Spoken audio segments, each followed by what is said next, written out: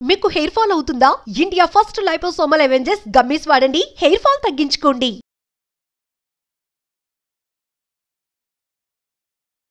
Welcome to Suman TV. నేను మీ నవీన్. ప్రస్తుతం నేను జయంతి మల్టీ స్పెషాలిటీ హాస్పిటల్లో ఉన్నాను. మనతో ఉన్నారు ప్రముఖ గ్యాస్ట్రో ఎంట్రాలజిస్ట్, అదేవిధంగా laparoscopic surgeon doctor Ravikumar Sunkar గారు. హాయ్ సార్, నమస్తే అండి. నమస్తే నవీన్.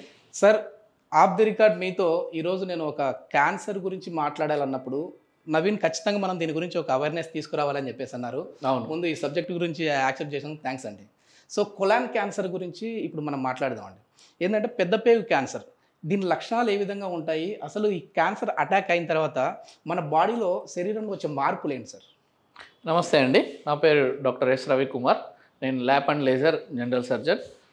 మీకు ఇప్పుడు కోలాన్ క్యాన్సర్ గురించి మన నవీన్ మంచి అవేర్నెస్ క్రియేట్ చేయాలి, ప్రజల్లోకి తీసుకెళ్ళాలి అని ఈరోజు మాట్లాడడం జరిగింది. దాని గురించి సరే మనం చేద్దాం, ఇది 10 మందికి పనికొచ్చే పని అనేసి మనం తీసుకొని అవేర్నెస్ స్టార్ట్ చేస్తున్నాము. కోలాన్ అంటే ఏంటి అంటే పెద్ద పేగు. ఈ పెద్ద పేగు అనేది చాలా ఇంపార్టెంట్ మన బాడీలో. ఇది మనకి ఇక్కడ అపెండిక్స్, సీకం, తర్వాత అసెండింగ్ కోలాన్, తర్వాత ట్రాన్స్వర్స్ కోలాన్, తర్వాత డిసెండింగ్ కోలాన్, తర్వాత సిగ్మాయిడ్ కోలాన్, రెక్టమ్, ఇట్లా చాలా విధాలుగా దీనిలో ఈ మొత్తాన్ని పెద్ద పేగు అంటాం. దీంట్లో చిన్న చిన్న భాగాలుగా ఒక్కొక్క ఏరియాకి సంబంధించి ఒక్కొక్క పేరు పెట్టుకున్నారు. దీంట్లో ఈ కోలాన్లో క్యాన్సర్ అనేది కామన్గా ఎందుకు వస్తుంది అంటే ఈ మధ్యకాలంలో చిన్న వయసులో వస్తుంది. నార్మల్గా ఓల్డ్ ఏజ్లో రావాల్సిన క్యాన్సర్ చిన్న 50 ఇయర్స్కే ఇప్పుడు వచ్చేస్తుంది. Because of same life style modification జరిగిపోయింది. ఎవ్రీథింగ్ ఫాస్ట్ అయిపోయినారు. అన్ని స్పైసీ ఫుడ్లు తీసుకోవడము, లేకపోతే లో fibre diet, high calorie food తీసుకోవడము, వీటి వల్ల ఏమవుతుందంటే మలబద్ధక వ్యాధి అనేది వస్తుంది. మలబద్ధక వ్యాధి రావడం వల్ల ఎక్కువసేపు ఇంటెస్టైన్లో అవన్నీ ఉండడము, కార్సినోజెనిక్ ఐటమ్స్ అన్నీ ఉండడం వల్ల ఏమవుతుందంటే there is a high chances of colon cancer. So colon క్యాన్సర్ని అసలు ఎలా మొదలవుతుంది, మనకి ఎలా తెలుస్తుంది మనకు ఉందా లేదా క్యాన్సర్ అనేది అంటే వెరీ సింపుల్ అండి. పేషెంట్కి వచ్చేసేసి సిమ్టమ్స్ స్టార్ట్ అవుతాయి. ఫస్ట్ ఏంటి అంటే వాడికి డిస్కంఫర్ట్ ఉంటుంది, బాడీ డిస్కంఫర్ట్ ఉంటుంది, కడుపులో కూడా డిస్కంఫర్ట్ ఉంటుంది. సరే ఇది ఏదో సింపుల్గా ఉందిలే అనుకుంటాం మనం, డిస్కంఫర్ట్ అంతగా తెలియదు. తర్వాత నెక్స్ట్ వచ్చి కాన్స్టిపేషన్, మలబద్ధకం అనేది షురూ అవుతుంది. ఒక్కొక్కసారి మలబద్ధకం రావచ్చు, ఒక్కొక్కసారి అన్నీ కలిపి ఉండొచ్చు, ఒక వ్యక్తికి ఒకటే ఎక్కువగా ఉండొచ్చు. సో మలబద్ధకం, లేకపోతే మోషన్లో బ్లడ్ పడడం, రక్తం పైల్స్ ఉంది అని వాడు అనుకుంటాడు, కానీ లోపల చూస్తే అల్సరేటివ్ గ్రోత్ అంటాం. అంటే క్యాన్సర్ గడ్డ పగిలి బ్లీడింగ్ స్టార్ట్ అవ్వడం, ఇది జరుగుతుంది. సో బ్లడ్, లేకపోతే ఎక్కువ సార్లు మోషన్ పోవడం, నీరు మ్యూకస్ అంటే జిగురు మోషన్ వస్తూ ఉంటుంది. వాడు ఏందబ్బా ఇన్నిసార్లు మోషన్ వస్తుంది అనుకుంటాడు, కానీ రాకపోయినా ఇబ్బంది, ఎక్కువ వాటర్ లాగా వచ్చినా ఇబ్బంది. మన క్యాన్సర్ గడ్డ పైన ఉన్న బంక జారి మోషన్ లాగా వస్తూ ఉంటుంది. సో వాడేమనుకుంటాడు మోషన్ వస్తుంది కడుక్కుంటూ ఉంటాడు, కానీ అదేంది క్యాన్సర్ నుంచి వస్తున్న నీసు, మ్యూకస్. సో మోస్ట్ కామన్గా వాడికి అబ్డామిన్ డిస్కంఫర్ట్ కానీ, లేకపోతే కడుపు నొప్పి రావడం కానీ, లేకపోతే జిఐ సిమ్టమ్స్ లైక్ గ్యాస్ లాగా ఉండడము, లేదా బ్లడ్ పడడము, కాన్స్టిపేషన్ ఉండడము, లేకపోతే మ్యూకస్ డయేరియా రావడము. తర్వాత వీటి వల్ల ఏమవుతుందంటే బ్లడ్ లాస్ అవ్వడం వల్ల వాడి బాడీలో రక్తక్షీణత అనేది డెవలప్ అవుతుంది. ఏ పని చేయలేని పరిస్థితి, ఏదైనా చేయాలన్నా కానీ తొందరగా అలసట అనేది ఉంటుంది. తర్వాత బాడీలో వెయిట్ లాస్ అనేది ఉంటుంది.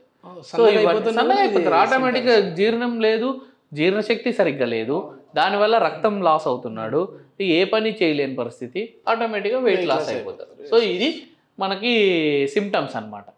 ఒక్కొక్కసారి అసలు దీన్ని ఎలా పసిగట్టాలి, మనము దీన్ని ఎలా అవాయిడ్ చేయాలి, ఇది రాకుండా మనం ఎలా చూసుకోవాలి అంటే దీంట్లో రిస్క్ ఫ్యాక్టర్స్ అనేవి ఉంటాయి.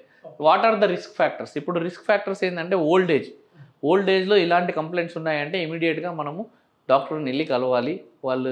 వాళ్ళు నెక్స్ట్ ఏం చేస్తారు అనేది నెక్స్ట్ కథ.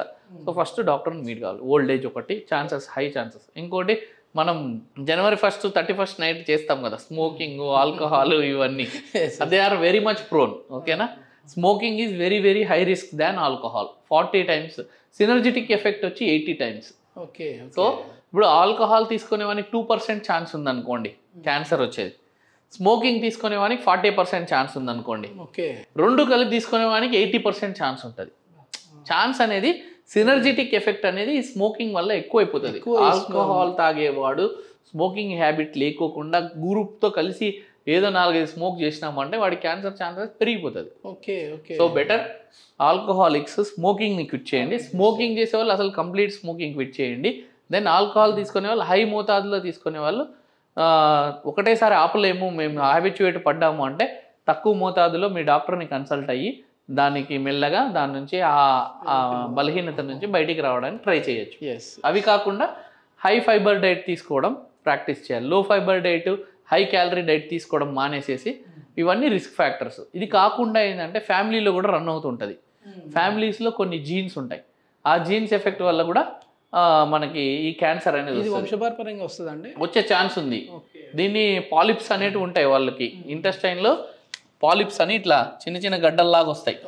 ఆ పాలిప్స్ అనేది వాళ్ళకి వంశపారంపర్యంగా తెలిసే ఉంటుంది.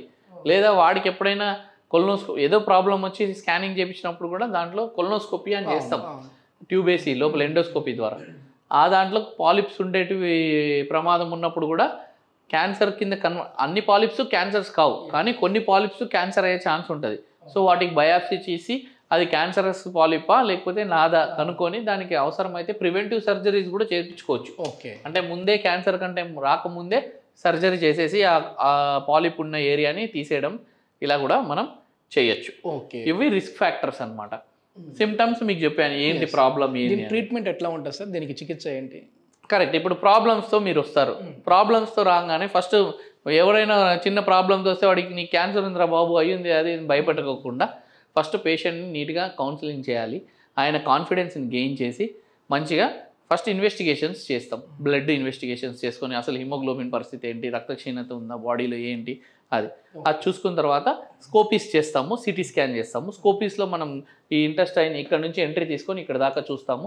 ఒకవేళ ఏదైనా ఉంది అంటే ఆ ఇమేజెస్ వాళ్ళకి చూపించి దాన్ని బట్టి చూసుకుంటాము. నెక్స్ట్ సిటీ స్కాన్లో ఏంటంటే ఏదైనా గ్రోత్ ప్లస్ అబ్స్ట్రక్షన్, దానికి లింఫ్ నోడ్స్ ఇవన్నీ ఏమైనా ఉన్నాయా వాటిని తీసుకుంటాము. నెక్స్ట్ సర్జరీ ప్లాన్ చేస్తాం. ఇది అంటే మరి భయపెట్టే విధంగా ఉంటుందా? ఎందుకంటే ఒకసారి క్యాన్సర్ అటాక్ అయిందంటే అది మరణం వరకు తీసుకెళ్తుంది అని చెప్పి. లేదండి, ఇప్పుడు నౌ సినారియో హ్యాస్ చేంజ్డ్. ఇప్పుడు ఏంటంటే చూడండి, ఇమీడియట్గా మీరు వచ్చిన తర్వాత ఇన్వెస్టిగేషన్స్ అయిపోతాయి. ఇన్వెస్టిగేషన్స్ అయిందంటే సర్జరీతో తీసేయగలమా లేదా అనేది ఉంటుంది. సర్జరీతో తీసేసేపటికి ఛాన్సెస్ ఆఫ్ విన్నింగ్ రేట్ అనేది పెరిగిపోతుంది. దీంట్లో ఫర్ ఎగ్జాంపుల్ ఇటువైపు రైట్ సైడ్ వచ్చింది అనుకోండి గడ్డ, రైట్ హెమికోలెక్టమీ అంటాం. లెఫ్ట్ సైడ్ గడ్డ వచ్చింది అనుకోండి లెఫ్ట్ హెమికోలెక్టమీ అంటాం. లేదు ఎక్కువగా ఉందనుకోండి ఎక్స్టెండెడ్ రైట్ హెమికోలెక్టమీ అంటాం. లేదు ఇటువైపు ఎక్కువగా ఉందనుకోండి ఎక్స్టెండెడ్ లెఫ్ట్ హెమికోలెక్టమీ అంటాం. లేదు సిగ్మాయిడ్లోనే ఉందనుకోండి సిగ్మాయిడెక్టమీ చేస్తాం. లేదు రెక్టంలో ఉందనుకోండి దానికి ఏపీఆర్ అనే సర్జరీలు చేస్తాం. లో ఏపీఆర్ లేకపోతే హార్ట్ మ్యాన్ సర్జరీస్. ఇట్లా సర్జరీతో క్లియర్ అయిపోయింది అనుకోండి ఫస్ట్ ఆ స్పెసిమెన్ని మళ్ళీ మనము దీనికి పంపిస్తాం పెథాలజీ వాళ్ళకి. దాంట్లో ఏ స్టేజ్లో డిసీజ్ ఉంది, ఎన్ని లింఫ్ నోడ్స్ పాజిటివ్ వచ్చినాయి అనేది మనకు తెలుస్తుంది. దాన్ని టీఎన్ఎం స్టేజింగ్ అంటాం. మనకి ట్యూమర్ ఏ స్టేజ్లో ఉంది టీఎన్ఎం స్టేజింగ్లో మనకు తెలిసిపోతుంది. ట్యూమర్స్ ఎక్కడున్నాయి, లింఫ్ నోడ్స్ ఎక్కడుంది. ఇది కాకుండా బాడీలో ఎక్కడైనా మెటాస్టాసిస్ అయ్యిందా వేరే చోటికి, సో టీఎన్ఎం స్టేజింగ్ ద్వారా స్టేజ్ తెలుస్తుంది. తర్వాత అది susceptible for radiotherapy or chemotherapy. Radiotherapy ఇచ్చేయడమా, కీమోథెరపీ చేసుకోవడమా, లేదా టార్గెటెడ్ థెరపీ అంటే కొన్ని క్యాన్సర్స్కి కొన్ని టార్గెటెడ్, సో అది ఇయ్యంగానే అది సెట్ అయిపోతుంది. ఇంకోటి ఇమ్యూనోథెరపీ. ఇప్పుడు అడ్వాన్స్డ్ ఇమ్యూనోథెరపీ అంటే ఆ సెల్ డిఎన్ఏ తీసుకొని దానికి ఇమ్యూనిటీ యాంటీబాడీస్ క్రియేట్ చేసి దాన్ని ఇచ్చేస్తున్నారు. ఇప్పుడు దీన్ని పర్సనలైజ్డ్ అంటే నీ ఇండివిజువాలిటీకి నీ క్యాన్సర్కి మాత్రమే ఇది ట్రీట్మెంట్, పర్సనలైజ్డ్ ట్రీట్మెంట్ అంటాం. సో అలా it is coming advance. Coming days లో క్యాన్సర్ ని వి కెన్ బీట్. ఎట్లయితే మన బాడీలో నుంచి పిఆర్పి అనేది ఎట్లా తీస్తా ఉన్నారు అదే విధంగా అంతే. ఆ సెల్ కణాన్ని తీసుకెళ్లి ల్యాబ్ లో దానికి ఇది రెడీ చేసి మళ్ళీ మనం ఇంజెక్ట్ చేసుకుంటాం. మంత్లీ 1 ఇంజెక్షన్ పడుతుంది. అట్లా స్లోగా ఇది అండర్ ఇమ్యూనోథెరపీ కొన్ని దాంట్లోకి వచ్చేసింది. Personalised treatment is under trials. ఒక్కసారి అది వచ్చిందంటే క్యాన్సర్ని కంప్లీట్గా బీట్ చేసే ఛాన్సెస్ కూడా ఉంది. Super sir. ఎందుకంటే చాలామంది భయపడిపోతూ ఉంటారు, మీకు ఈ క్యాన్సర్ పలానా కొలాన్ క్యాన్సర్ ఉంది అనగానే ముందు ఆ భయానికే సగం వాళ్ళు నీరసం అయిపోతారు, అనారోగ్యానికి గురి అయిపోతారు. సో చాలామందికి అర్థవంతంగా చాలా మంచిగా ఎక్స్ప్లెయిన్ చేశారు sir. Thank you sir. Thank you.